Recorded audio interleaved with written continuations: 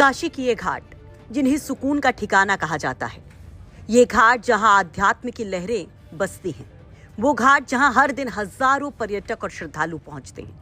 लेकिन इसी नमो घाट पर जो हुआ उसने मानो पूरी काशी को दहला दिया कि कैसे एक जवान लड़का जिसके हजारों ख्वाब थे, जो मम्मी पापा का दुलारा था, वो इसी घाट पर बेरहमी से मारा गया। बताया जा रहा है कि सोनभद्र के रायपुर थाना क्षेत्र के पडली गांव का रहने वाला राजेश उर्फ चिंटू जायसवाल अपने 4 दोस्तों के साथ वाराणसी घूमने आया था। तड़के करीब 3 बजे सभी नमो घाट पहुंचे, लेकिन गेट नंबर 2 पर एंट्री को लेकर प्राइवेट सिक्योरिटी गार्ड से कहासुनी हो गई। कहासुनी गाली गलौज और मारपीट में तब्दील हो गई।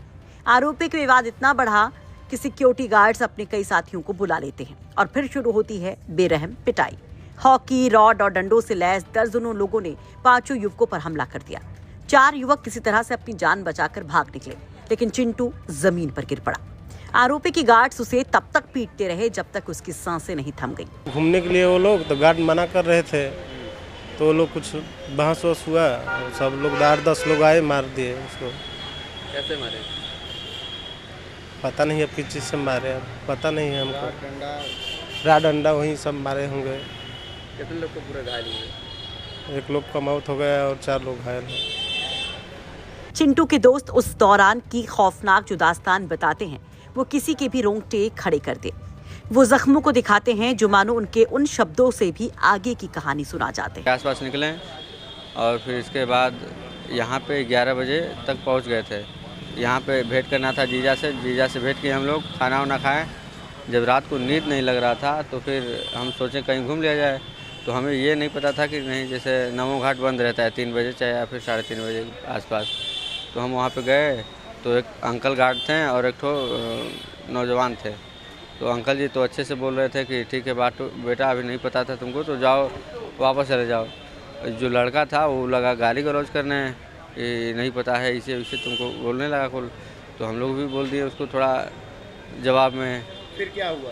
फिर यही हुआ कि वो लगा धमकी देने कि 2 मिनट रुको, ऐसे वैसे कर देंगे तुम लोग जहाँ से आए हो तहीं डाल देंगे तुम लोग को। फिर इसके बाद हम लोग चले गए वहाँ से, ठीक है भैया हमारी गलती है। हम लोग चले गए वापस में, मतलब उधर नाव के साइड नीचे चले गए। और फिर उधर से जब 10 मिनट या फिर 20 मिनट के बाद वापस जब जा रहे थे हम लोग अपने रूम पे, तो फिर ये सब 8-10 बंदे आए और बिना किसी बात के, बिना किसी मतलब के ऐसे ही लगे मारने। और मार से आप लोगों के ऊपर हमला किए?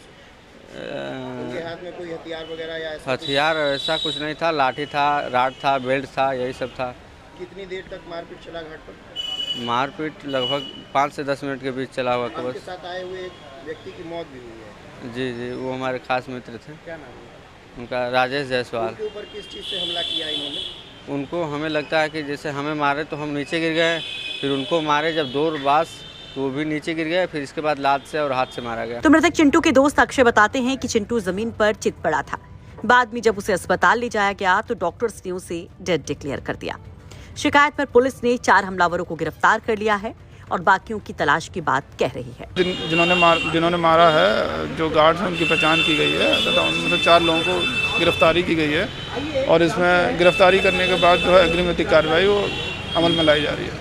ये जो गार्ड थे बाउंसर थे कि सिक्योरिटी गार्ड थे? ये जो है प्राइवेट गार्ड है वहाँ के, और इसमें जो भी आगे की जानकारी होगी वो सब पूरी साझा की जाएगी और अभी उनके ऊपर आगे की कार्रवाई प्रचलित है।